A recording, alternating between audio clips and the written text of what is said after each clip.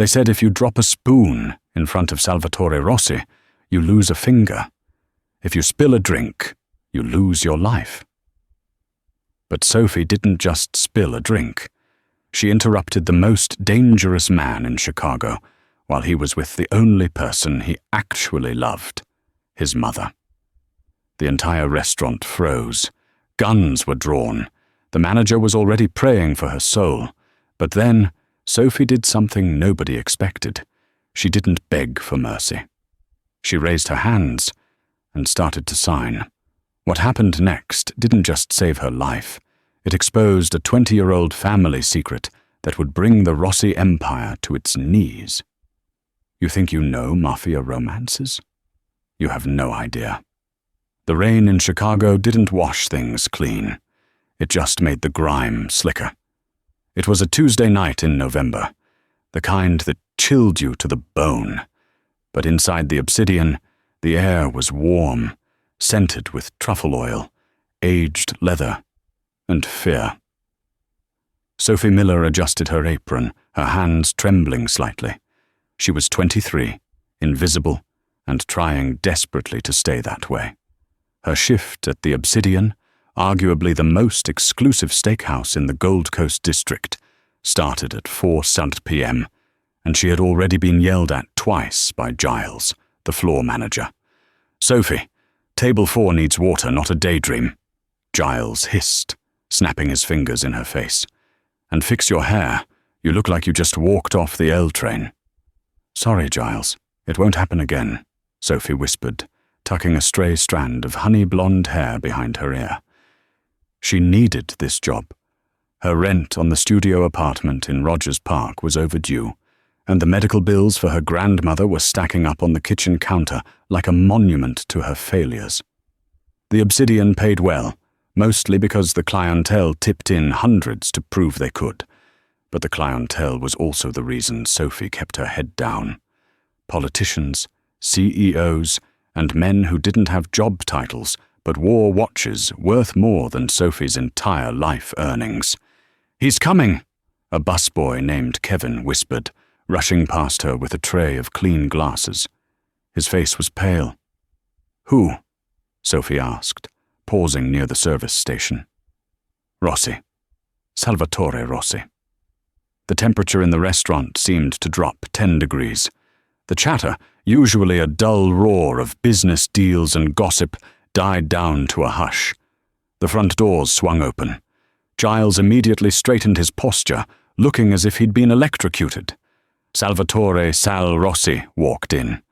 He was a man who took up space without trying. Tall, with broad shoulders encased in a midnight blue bespoke suit, he had a face that was devastatingly handsome but hard, like it had been carved out of granite. His eyes were dark, scanning the room with the precision of a predator checking the wind. Behind him were 4 men, bodyguards, thick-necked and scanning the exits. But it was the woman holding Salvatore's arm who caught Sophie's attention.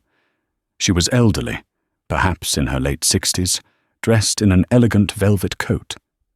She looked fragile, her eyes darting around the room with a sense of confusion and anxiety. She wasn't the typical arm candy for a man like Rossi. She held on to him tightly, her knuckles white. "Mr. Rossi," Giles said, his voice cracking, "your usual table is ready. The private alcove." Salvatore didn't look at him. He looked down at the woman on his arm, his expression softening imperceptibly. He placed a hand over hers. It was a gesture of protection, so fierce it made Sophie's chest ache. They moved through the dining room like royalty parting a sea of peasants. Sophie watched from the shadows of the kitchen doorway. "Don't stare," Kevin hissed. "Last guy who stared too long got his car firebombed." "That's his mother?" Sophie whispered. "Yeah, Isabella Rossi. They say she hasn't spoken a word since her husband was murdered in 908. She's not all there." Sophie watched them sit. The bodyguards took up positions around the alcove, effectively walling them off from the rest of the restaurant. "Sophie!" Giles barked, making her jump. Take the bread basket to table 9, and stay away from the Rossi table. I'm giving that to Brad. Brad knows how to handle VIPs. Sophie nodded, grabbing the bread basket. But as she moved through the floor, she saw the disaster unfolding at the Rossi table. Brad, the senior waiter, was a man who confused arrogance with competence. He was standing over the elderly woman, Isabella, holding a menu. He was speaking loudly, enunciating every word as if she was stupid, not elderly. "I said, do you want the soup or the salad, ma'am?" Brad shouted. Isabella flinched, shrinking back into the leather booth. She looked at her son, distress etched on her face. She made a series of quick hand movements, gestures that Brad clearly didn't understand. Salvatore's jaw clenched. He looked up at Brad, his eyes narrowing. "Lower your voice." "I'm just trying to help her order, sir," Brad said, offering a greasy smile. "She seems a bit confused." "She's not confused," Salvatore said, his voice low and dangerous. "She's telling you she doesn't want the sparkling water because the bubbles hurt her throat, but you're too busy shouting to notice." Brad blinked. I didn't catch that, sir." Isabella tapped the table again, her hands moving frantically now. She pointed to the menu, then to her chest, then shook her head. She was becoming agitated, her breathing shallow. Brad, sweating now, leaned in closer. "Ma'am, just point! Point at the food!" Isabella knocked over her water glass in her panic. The crystal shattered. Ice and water cascaded onto the expensive tablecloth. The sound was like a gunshot in the quiet room. Every bodyguard reached inside their jacket. Salvatore stood up, his chair scraping violently against the floor. His face was a mask of fury. "Get away from her," Salvatore growled. Brad stumbled back, terrified. It was an accident." Isabella was trembling, clutching her chest, looking like she was on the verge of a panic attack. She was signing rapidly, but nobody was looking at her hands. They were looking at the broken glass and the angry mob boss. Sophie didn't think. She didn't consider the danger. She didn't consider Giles, who was currently hyperventilating near the wine rack. She walked straight to the table. "Get back to the kitchen," Giles hissed as Sophie passed him. But she ignored him. She stepped past the first bodyguard, a massive man named Dom, who put a hand out to stop her. "Let her through," Salvatore said. His voice wasn't loud, but it stopped Dom instantly. Salvatore was looking at Sophie with a mixture of curiosity and lethal annoyance. "If you're here to apologize for this idiot, save it." Sophie didn't look at Salvatore. She looked at Isabella. Isabella was hyperventilating, tears welling in her eyes. She felt trapped, unable to communicate, surrounded by men with guns and waiters who shouted. Sophie set her tray down on a side table. She knelt beside the booth, lowering herself so she was at eye level with the elderly woman. She took a deep breath, raised her hands, and began to move them. Fluid, graceful, precise. "It is okay," Sophie signed, her facial expression soft and reassuring. "The man was loud. He was rude. You are safe here. The water is just water. It dries." The silence in the restaurant was absolute. You could hear the hum of the refrigerator units in the kitchen. Isabella froze. Her eyes locked onto Sophie's hands. The panic in her chest seemed to stall. She sniffled, looking at Sophie with disbelief. "You understand me?" Isabella signed back, her movements shaky but clear. "American Sign Language, ASL." "Yes," Sophie signed, smiling. "My younger brother is deaf. We speak with our hands. It is the best way to speak secrets, isn't it?" A slow, genuine smile spread across Isabella's face. It transformed her from a frightened old woman into someone regal. "He was shouting at me," Isabella signed, gesturing to Brad, who was currently trying to melt into the wallpaper. "I wanted the sea bass, but without the heavy cream sauce," It upsets my stomach. Sea bass, no cream. Olive oil and lemon instead? Sophie suggested in sign. Yes, exactly. And a glass of Pinot Noir. Tell my son to sit down. He looks like he's going to hit someone. Sophie almost laughed. She turned her head slowly to look up at Salvatore Rossi. He was standing right over her.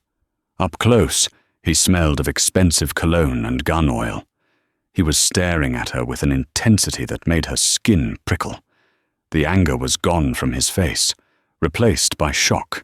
Pure, unadulterated shock. "What did she say?" Salvatore asked. His voice was rough, like gravel. Sophie stood up, smoothing her apron. She met his gaze, something she knew she shouldn't do, but she felt emboldened by Isabella's calm. "She wants the sea bass.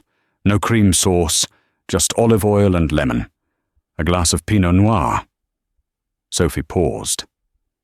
"And she says you should sit down, because you look like you're going to hit someone."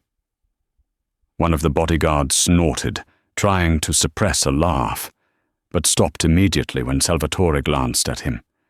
Salvatore looked down at his mother. Isabella nodded at him, patting the seat beside her. Slowly, the tension left Salvatore's shoulders. He sat down. "You know ASL," he said, not as a question, but as a discovery. "Yes, sir." "What's your name?" "Sophie." "Sophie," he repeated, testing the name on his tongue. "You're not a waiter anymore." Sophie blinked. "Excuse me? You're not waiting on other tables tonight. You're waiting on us. Only us." Salvatore pulled a money clip from his pocket. It was thick with $100 bills. He didn't count them. He just pulled a stack off and dropped it on the table. It was easily $2,000. "That's for the inconvenience of the previous idiot," Salvatore said. "Get her the wine, and bring yourself a glass of water. You look like you're about to faint." Sophie's heart hammered against her ribs. I can't drink on the job, sir." "You can if I say you can. Go." Sophie turned and hurried toward the kitchen. As she passed the stunned staff, Giles grabbed her arm. "What the hell was that?" Giles whispered frantically. "Since when do you speak deaf?" "It's sign language, Giles, and let go of me. Mr. Rossi wants his mother's wine." Sophie pulled away, her adrenaline spiking. She felt eyes on her back. Not Giles' eyes. His eyes. Back at the table, Salvatore watched the blonde waitress retreat. "Ma," he said softly, looking at Isabella. "You like her?" Isabella smiled and signed. "She has kind eyes. Sad eyes. Like yours." Salvatore frowned. He didn't think his eyes were sad. He thought they were dead. But watching Sophie Miller navigate the crowded room, he felt a spark of something he hadn't felt in a decade. Curiosity. But curiosity in Salvatore's world was a dangerous thing. Because as Sophie poured the wine for Isabella, Salvatore noticed something else. A faint, jagged scar running along the inside of her wrist, barely visible under her watch. It wasn't a surgical scar. It was a defensive wound. "Who hurt you, Sophie?" he wondered. "And are they still breathing?" Just then, his phone buzzed. He checked the screen. It was a text from his underboss, Dominic. "We have a problem. The shipments at the docks were torched. It wasn't the cops. It was the Triad. And Sal, we found a rat in the organization." Salvatore slipped the phone back into his pocket. His face hardened again. The moment of peace was over. But as Sophie returned with the sea bass, placing it gently before his mother, with a signed bon appétit, Salvatore made a mental note. The rat could wait until morning. Tonight, he was going to find out why a girl who spoke with her hands was hiding in a steakhouse, looking like she was running from a ghost. Little did he know, the ghost was closer than he thought. By the time the espresso was served, The dynamic in the Obsidian had shifted irrevocably. The other diners had gone back to their meals, but their voices were hushed, their eyes darting toward the private alcove where the waitress was currently laughing, actually laughing, with the Dragon of Chicago's mother. Salvatore watched Sophie closely. He hadn't touched his food. He was too busy consuming the details of her face. He noticed the way she didn't look at the expensive artwork on the walls, but constantly checked the exits. He noticed how she positioned herself between the open room and his mother, a subconscious human shield. She's been hunted before, Salvatore thought. You don't learn to sit like that in hospitality school. When the bill came, Salvatore didn't even look at it. He tossed a black credit card onto the tray. "Sophie," he said. She froze mid-sign. "And that is why cats are better than dogs," she had been telling Isabella. She lowered her hands and turned to him. "Yes, Mr. Rossi? My mother hates her nurses. She fires them. Or rather, she throws vases at them until they quit. They talk down to her. They treat her like an invalid." Salvatore leaned forward, his dark eyes locking onto hers. "She hasn't smiled like that in 3 years." Sophie looked down at her shoes. "She's a lovely woman. She just wants to be heard. I want you to work for me." The air left Sophie's lungs. "Excuse me. I need a companion for her. Someone who lives at the estate. Someone fluent in ASL. You'd be paid triple what you make here. Full benefits and—" He paused, his gaze dropping to the scar on her wrist. "Security. Nobody touches what belongs to the Rossis." For a second, Sophie was tempted.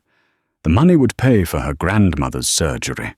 It would get her brother, Toby, into that specialized school in Wisconsin. It would mean safety. But then she remembered who Salvatore Rossi was. He was the head of the Chicago outfit, and she remembered who she was hiding from. If she stepped into the spotlight of the Rossi family, her past would come looking for her. And if her past found her, Toby would die. I can't," Sophie stammered. "I have a brother. I have responsibilities here. I can't live at your estate." Salvatore's expression darkened. He wasn't used to hearing the word no. "Is it the money? Name your price." "It's not the money," Sophie said, her voice trembling. I like my life simple, Mr. Rossi. Your life is not simple."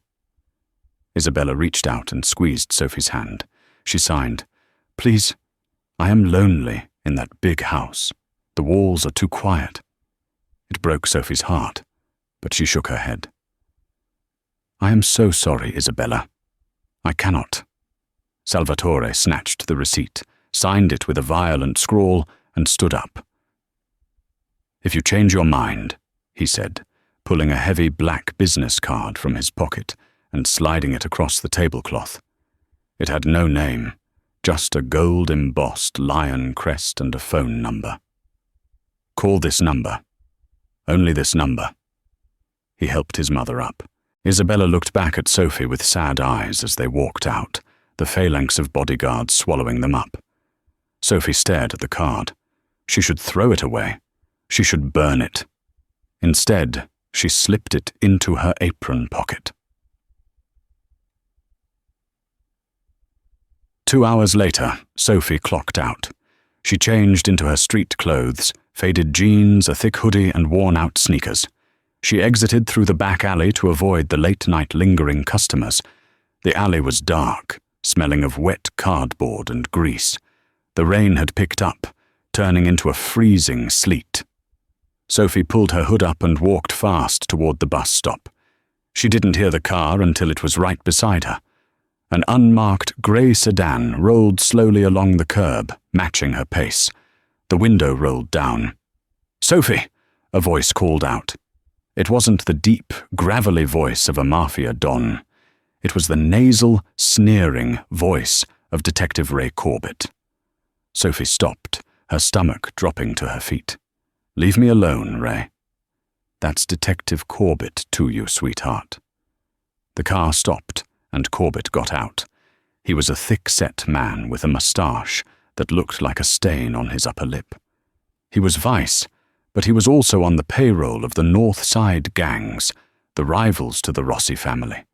He stepped into her personal space, smelling of stale cigarettes and cheap mints. "I heard you had an interesting night.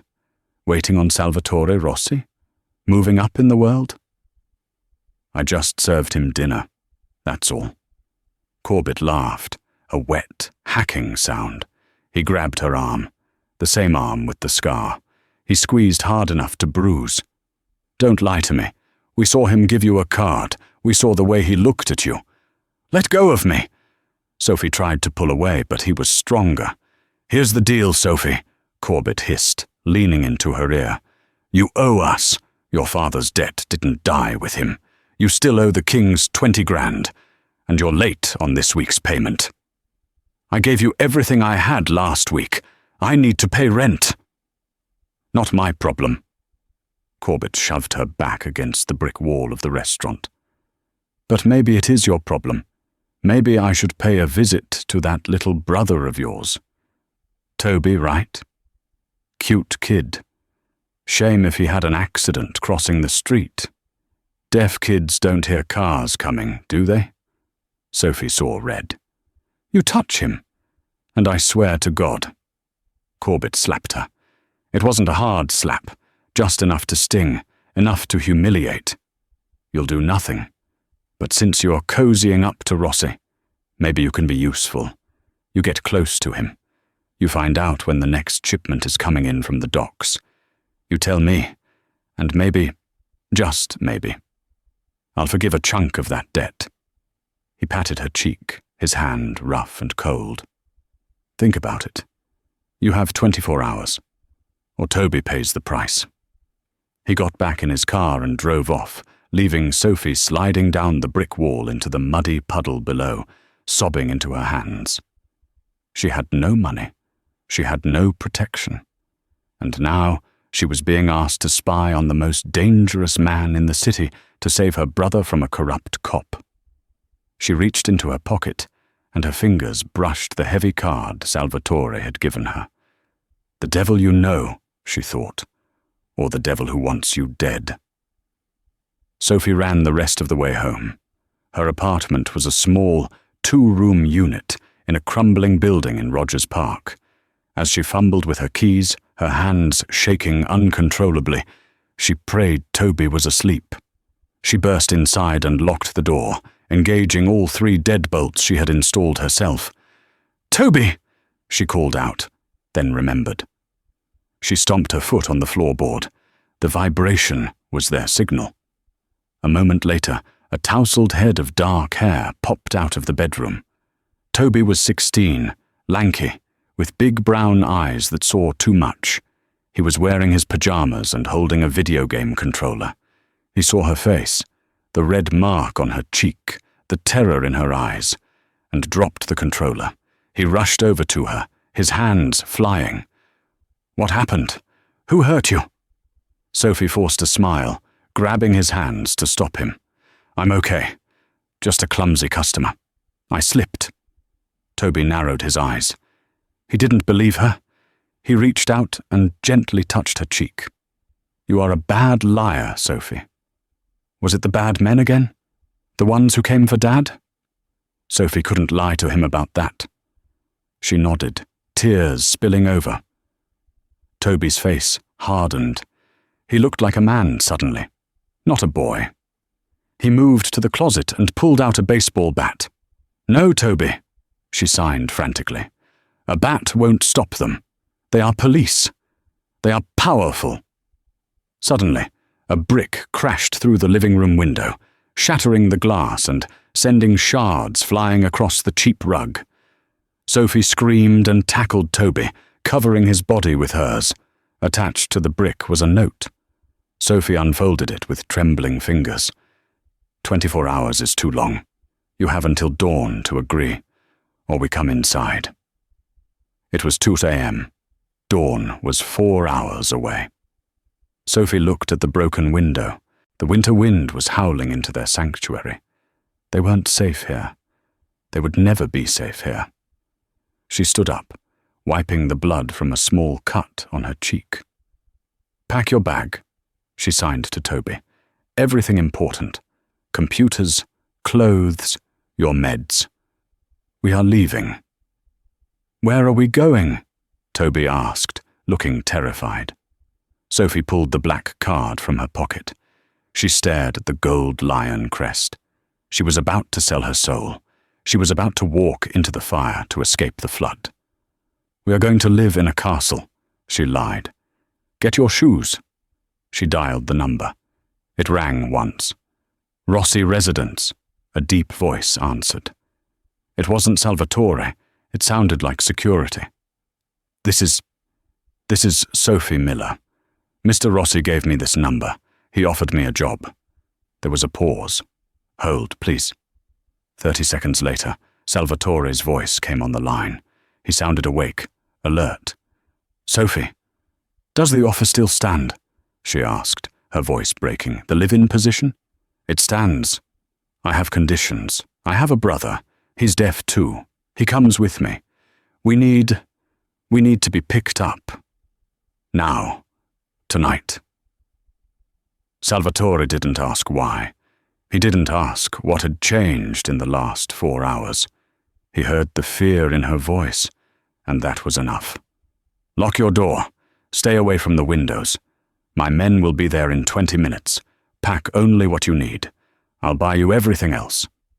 "Thank you," she whispered. "Don't thank me yet," Salvatore said darkly. "You're asking for my protection, Sophie. Once you enter my house, you play by my rules. There is no going back." "I know," she said. The extraction was surgical. 2 massive black SUVs idled in front of her building. 4 men in suits escorted Sophie and Toby out, carrying their duffel bags. The neighbors peeked through their blinds, but didn't dare come out. Toby was wide-eyed, looking at the armored cars. "Who are these people?" He signed in the back seat of the SUV. "They are our new bosses," Sophie signed back, squeezing his hand. "Just be polite."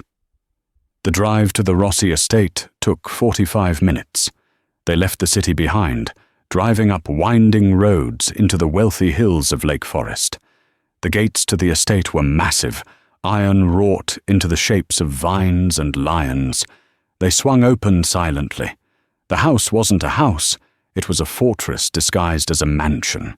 Stone walls, gargoyles, floodlights that illuminated manicured gardens. The SUV stopped at the front portico. The door was opened by Dom, the bodyguard from the restaurant.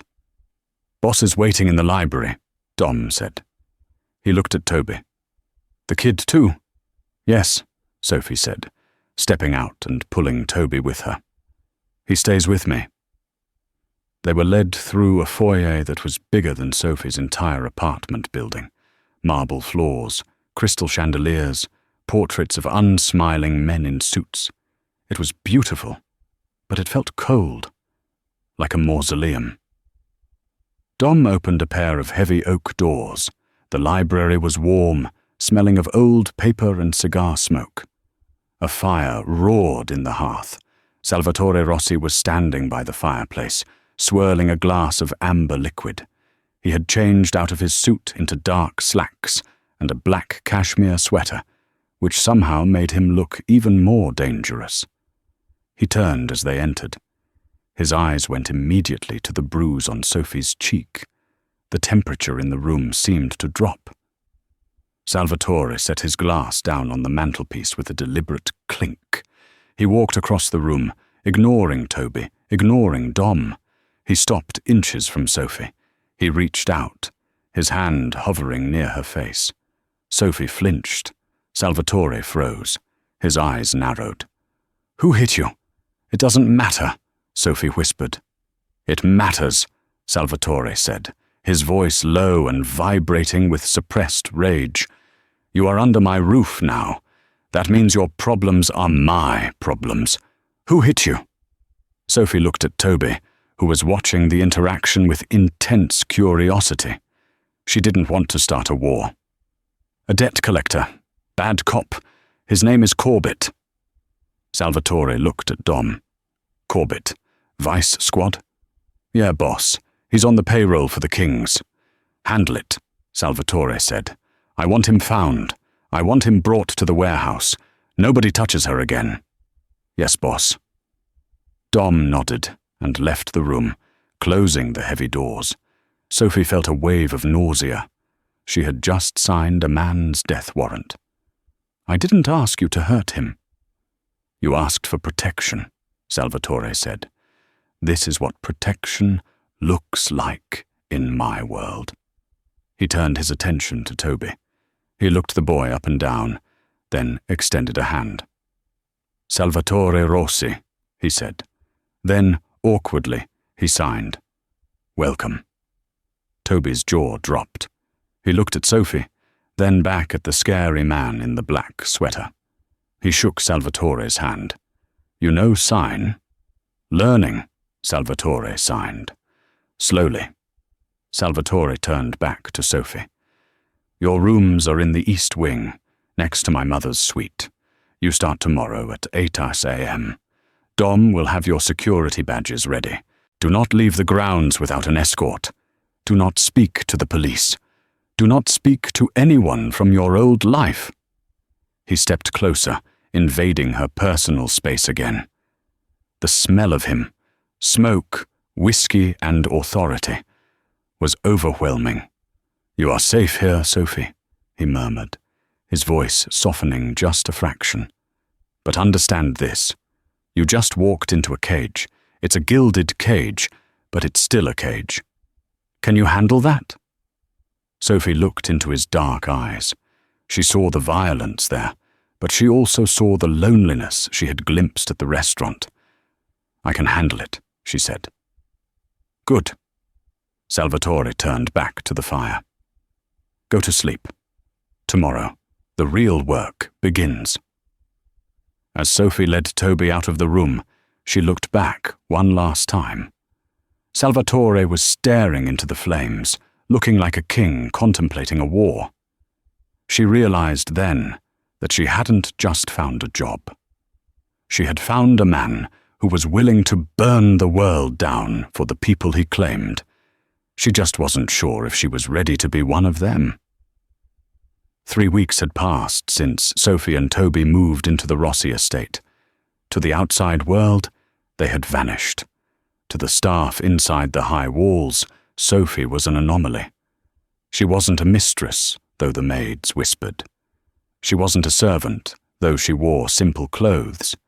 She was the only person who could make the matriarch smile. Life at the estate was a strange mix of supreme luxury and suffocating tension. The house was always filled with men, soldiers in expensive suits who spoke in hushed tones and watched the perimeter with assault rifles slung over their shoulders. Sophie's days were spent with Isabella. They had developed a rhythm. In the mornings, they sat in the massive, glass-walled conservatory, surrounded by orchids and ferns. It was there, amidst the humidity and the smell of wet earth, that Isabella began to open up. You are afraid of him, Isabella signed one Tuesday morning, her fingers brushing the petals of a white lily. Sophie paused, her watering can suspended in midair. Who? Salvatore. Yes. My son. You stiffen when he enters the room. You watch the door. He is intense, Sophie signed back diplomatically, and he has a lot of guns. Isabella let out a silent, shaking laugh. He wears the violence like a coat, Sophie. He puts it on because he thinks he has to. After his father died, Sal became the wall that protects us. But walls are lonely things. Isabella looked at Sophie with a piercing gaze. He watches you too, when you are reading to me, when you are teaching Toby. He stands in the doorway and just watches. I haven't seen him look at a woman like that since before the war started. Sophie felt a flush rise to her cheeks. She knew Salvatore watched her. She felt his gaze like a physical touch. Their interactions had been brief but charged. A passing glance in the hallway, a nod over dinner. But the previous night, he had found her in the kitchen at midnight, making tea. He hadn't said a word, just took the mug from her hands, his fingers grazing hers, and added honey. Exactly the way she liked it. He had remembered, but there was a darker side to their new life. Sophie left the conservatory to find Toby. She expected him to be in the media room playing video games. Instead, she found him in the gym, the training dojo in the basement. He wasn't playing, he was sparring.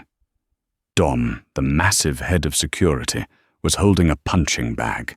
Toby, shirtless and sweating, was striking it with a vicious combination of punches and elbows. "Good kid! Pivot the foot!" Dom barked. Toby struck the bag hard enough to make it swing violently. His face was a mask of concentration and anger. "Toby!" Sophie shouted, dropping her bag. Toby stopped, panting. He looked at her, his eyes wild. Sophie marched over to Dom. "What are you doing? He is 16 years old. He's a musician, not a thug." Dom shrugged, wiping his forehead with a towel. "Boss's orders. He said if the kid lives here, he learns to defend himself. The world ain't nice, Miss Sophie, especially not for people close to Sal. I want to speak to him. Now." Sophie stormed out of the basement and up the 3 flights of stairs to Salvatore's office. The guards at the door hesitated, but stepped aside when they saw the fury in her eyes. She burst in without knocking. Salvatore was in the middle of a meeting with 3 other men, capos, Sophie assumed. They all turned to look at her. The air was thick with cigar smoke and tension. "Out!" Salvatore said to the men, not taking his eyes off Sophie.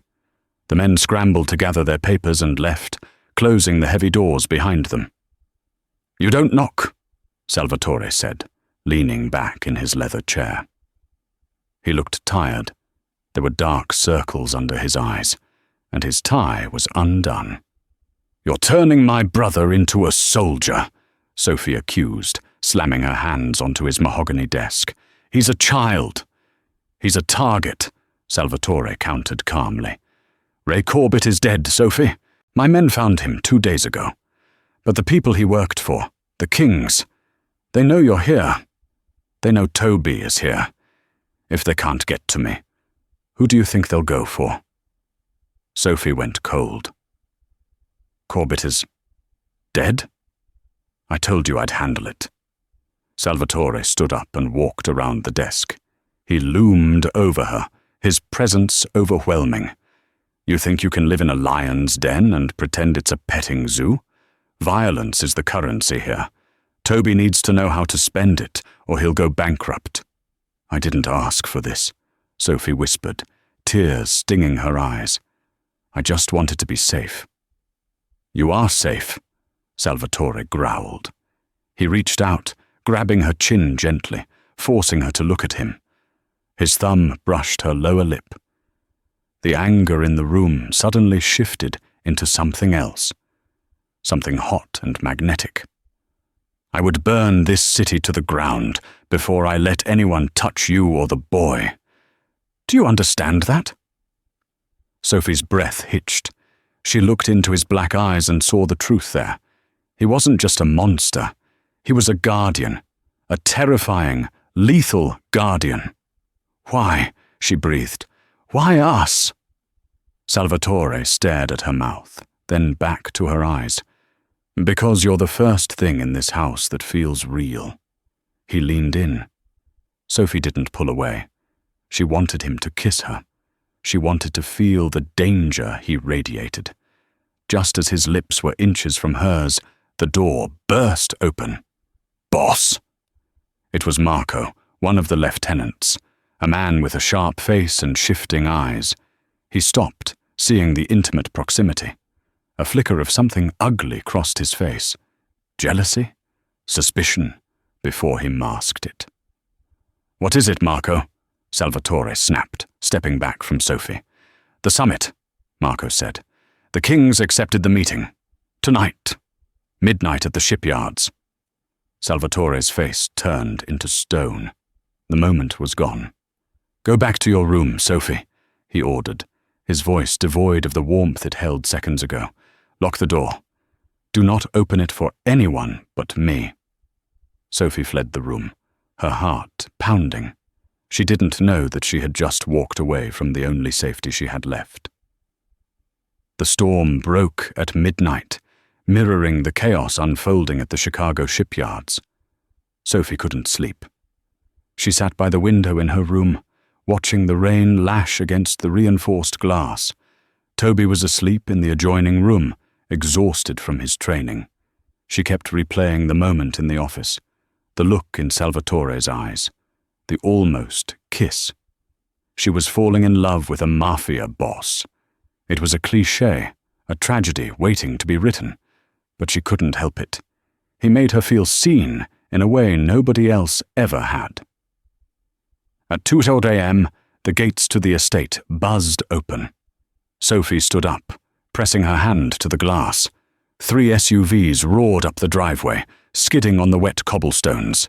They looked damaged. One had a shattered windshield. Men poured out. There was shouting. "Get the medic, now!" Sophie didn't think. She ignored his order to stay in her room. She unlocked her door and ran down the grand staircase, her bare feet slapping against the cold marble. The foyer was a scene of carnage. Blood was smeared on the floor. Dom was shouting orders into a radio.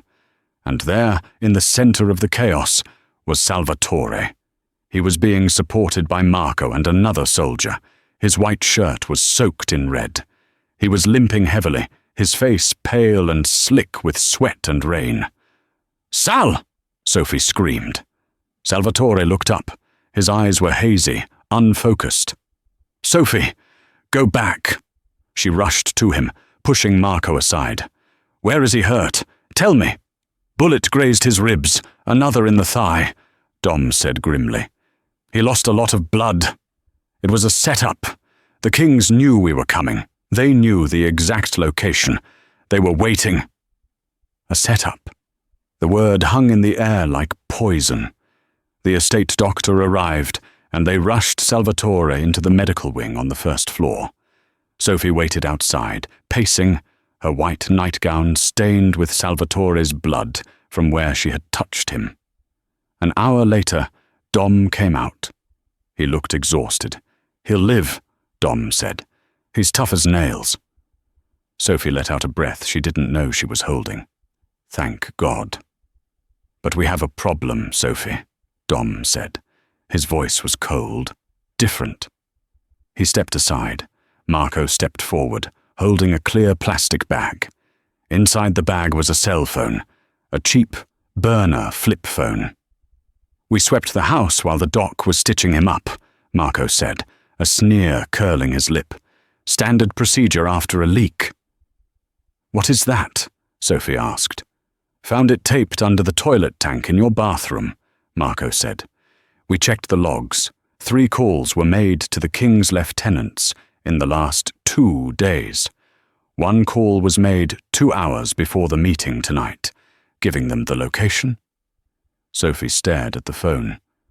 That's not mine. I've never seen that before." "Don't lie," Marco shouted, stepping into her space. "You're the only new variable, the only outsider. Corbett didn't just threaten you, did he? He recruited you. You played the victim, got into Sal's house, and sold him out." "No," Sophie backed away, shaking her head. "I didn't, I swear." "Lock her up," Marco ordered the guards. "Wait," Dom interjected. "We wait for Sal to wake up." "Sal is compromised," Marco spat. "He's thinking with his DAC. She nearly got him killed tonight. Put her in the holding cell in the basement. If she tries to run, shoot her." 2 guards grabbed Sophie's arms. "Toby," she screamed, "my brother." "He stays in his room," Marco said. "For now." They dragged Sophie screaming down the hallway. She fought, kicking and biting, but they were too strong. They threw her into a cold, concrete room in the basement, a stark contrast to the velvet and silk upstairs, and slammed the heavy iron door shut. Sophie huddled in the corner, shivering. She had been framed, and whoever did it knew exactly where to hide the phone. Marco, she realized. It had to be him. He had been jealous. He had been the one to find the phone. Hours passed. Sophie sat in the dark, terrifying silence. Suddenly the door unlocked. Sophie scrambled back against the wall. The door swung open. Salvatore stood there. He looked like death. He was wearing fresh clothes, but he was leaning heavily on a cane. His face was grey, his eyes hollowed out. But the most terrifying thing was the gun in his hand. He limped into the room and kicked the door shut behind him. He didn't look at her with warmth. He didn't look at her with desire. He looked at her with the cold, dead eyes of the executioner. He tossed the plastic bag with the burner phone onto the floor between them. "Tell me why I shouldn't kill you right now," Salvatore said. His voice was a whisper, but it echoed off the concrete walls. "I didn't do it, Sal," Sophie sobbed. "I swear on my life. I swear on Toby's life." "Don't speak his name," Salvatore roared, raising the gun. "You used him. You used my mother. You used me." He grimaced in pain, clutching his side, but the gun didn't waver. "Do you know how many of my men died tonight? 3. 3 good men. Because the Kings knew we were coming, because of this phone." "I never touched that phone," Sophie pleaded, crawling onto her knees. "Think about it, Sal. Marco hates me. He found it.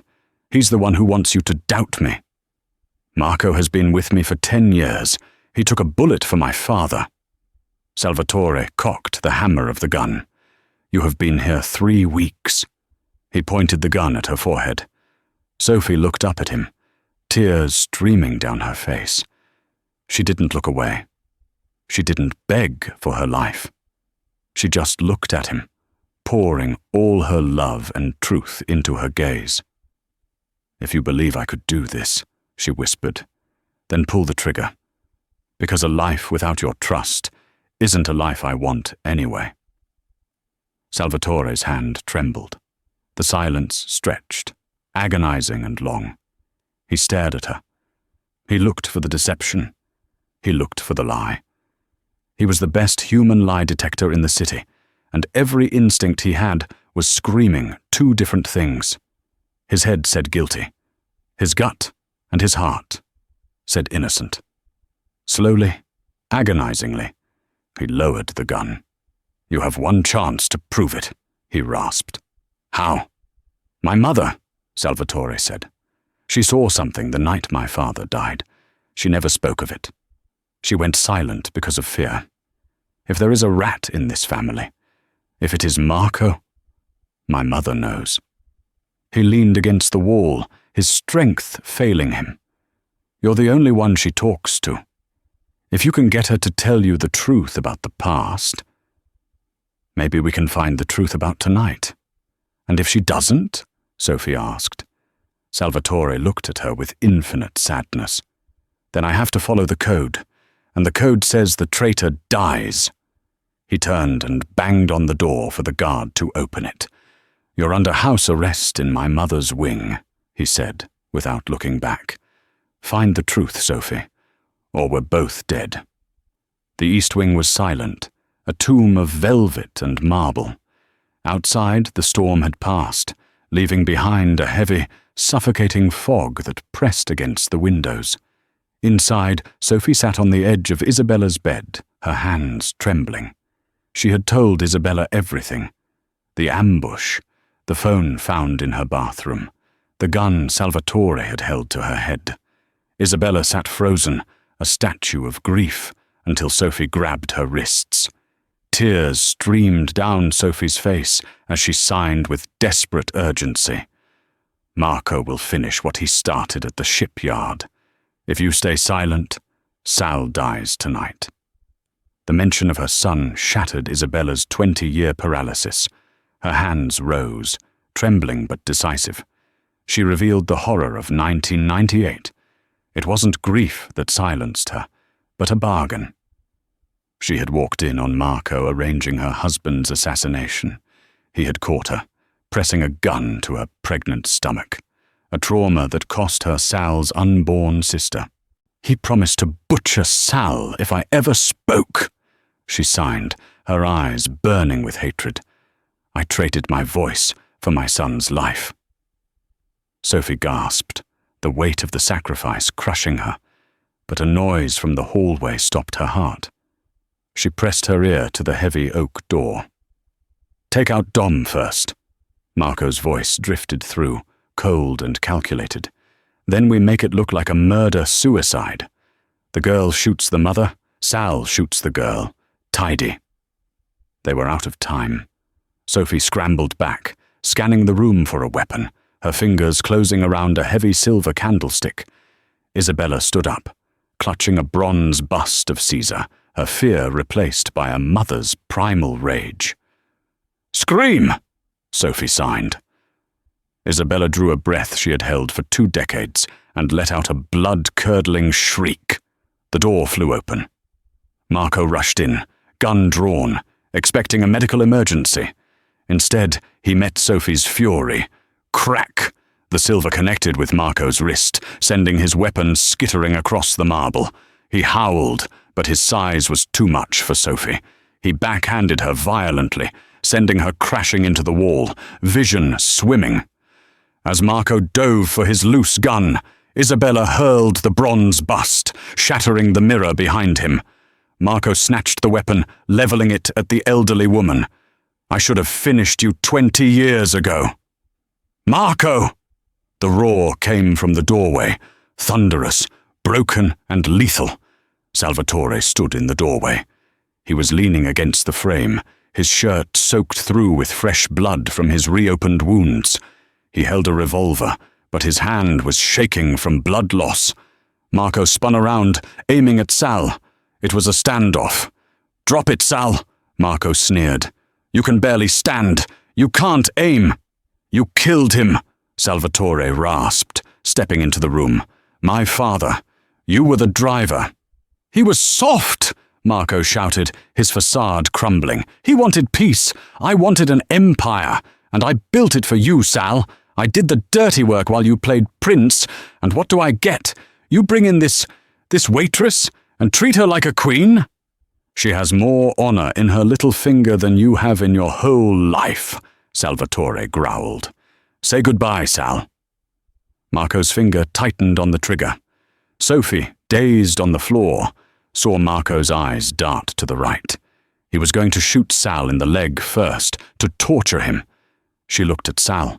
He was looking at her. Even in the face of death, his eyes were on her. She raised her hands. Left knee. Duck. It was a gamble. A massive gamble. But Sal had watched her hands for weeks. He had studied the dialect of her heart. Marco fired. At the exact same split second, Salvatore dropped to his right knee, the bullet whistling harmlessly over his shoulder where his chest had been a second ago. From his kneeling position, Salvatore fired. Once, twice, 3 times. The shots were deafening in the enclosed space. Marco jerked backward as if kicked by a mule. 1 shot to the chest, 2 to the stomach. He crashed into the vanity table, sliding down to the floor, his eyes glassy and shocked. Silence rushed back into the room, heavier than before. Salvatore stayed on his knee, the gun slipping from his fingers. He swayed. "Sal!" Sophie scrambled across the floor, ignoring the dizziness in her head. She caught him just as he collapsed. He was heavy, burning up with fever. He looked up at her, his vision fading. Did I get him?" he whispered. "You got him," Sophie sobbed, pressing her hands against his bleeding side. "You got him. Stay with me, Sal. Please stay with me." Isabella was there too. She knelt beside her son. She didn't sign. She leaned down and whispered, her voice rusty and unused, but audible. "My brave boy." Salvatore's eyes widened. He looked at his mother, a weak smile touching his lips. "Ma, you're talking." "For you," she whispered. "Always for you." Dom and the loyal guards burst into the room a moment later, weapons raised. They saw Marco's body. They saw the scene. "Get the car!" Dom shouted. "Hospital! Now!" As they lifted Salvatore onto a stretcher, he reached out, his bloody hand grasping for Sophie. "Don't leave," he rasped. "I'm not going anywhere," Sophie said, gripping his hand until her knuckles turned white. "I'm right here." 6 months later.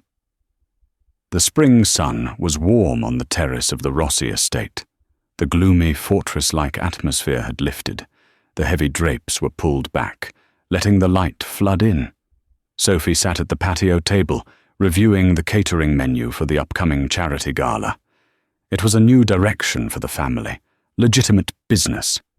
It was hard work, scrubbing the red from the ledger, but Salvatore was committed to it. Toby ran across the lawn, chasing a golden retriever puppy that Sal had bought him. Toby wasn't training to be a soldier anymore. He was attending the Deaf Academy in the city during the day, coming home to a safe house at night. The glass doors slid open. Salvatore stepped out. He walked with a cane, a permanent reminder of the night he almost died. But he looked stronger, healthier. The darkness in his eyes had receded, replaced by a quiet calm. He walked up behind Sophie and placed a hand on her shoulder. "Stop working," he said softly. "It's Sunday. Someone has to make sure the mayor doesn't get served peanuts," Sophie teased, leaning her head back against his hand. "He's allergic." "Let him bring an EpiPen," Sal grumbled, though there was no heat in it. He pulled a chair out and sat beside her. He took her hand, the one with the scar on the wrist, and traced the line of it with his thumb. "I never asked," he said quietly, "about the scar." Sophie looked at the old wound. It felt like a lifetime ago. "My father. He was drunk. He had a knife. I put my hand up to protect Toby." Salvatore lifted her hand and pressed a kiss to the scar. "It will never happen again." "I know," she said. And she did know. Salvatore reached into his pocket. He pulled out a small, velvet box. He didn't make a big speech. He didn't get down on one knee. His leg was still too stiff for that. He just set the box on the table between them. "I'm not a good man, Sophie," he said, his voice vulnerable. "I have a past that will always chase me. I have enemies. I have ghosts." He opened the box. Inside was a ring, a vintage diamond, elegant and timeless. "But with you," he continued, "I hear the music. You and my mother. You taught me that silence isn't empty. It's full of answers." He looked at her, his dark eyes searching hers. "Will you share the silence with me? Forever?" Sophie looked at the ring, then at Toby playing in the grass, then at Isabella reading in the sunroom, and finally at the man who had burned down his own world to save her. She didn't say yes. Instead, she raised her hands. "My heart is yours," she signed. "Today, tomorrow, always." Salvatore smiled, a real, true smile that reached his eyes. He slid the ring onto her finger. He pulled her close, and as they kissed under the warm Chicago sun, Sophie realized that she hadn't just found a protector. She had found her voice. And that is the story of how a shy waitress and a dangerous kingpin found love in the silence. It turns out, you don't need a voice to speak the truth, and you certainly don't need words to expose a traitor. If you enjoyed Sophie and Salvatore's journey from fear to freedom, please hit that like button. It really helps the channel grow. What did you think of Isabella's secret? Did you suspect Marco from the beginning? Let me know in the comments below. And if you want more dramatic, twist-filled romances like this one, make sure to subscribe and ring that notification bell so you never miss a story. Thanks for watching, and I'll see you in the next video.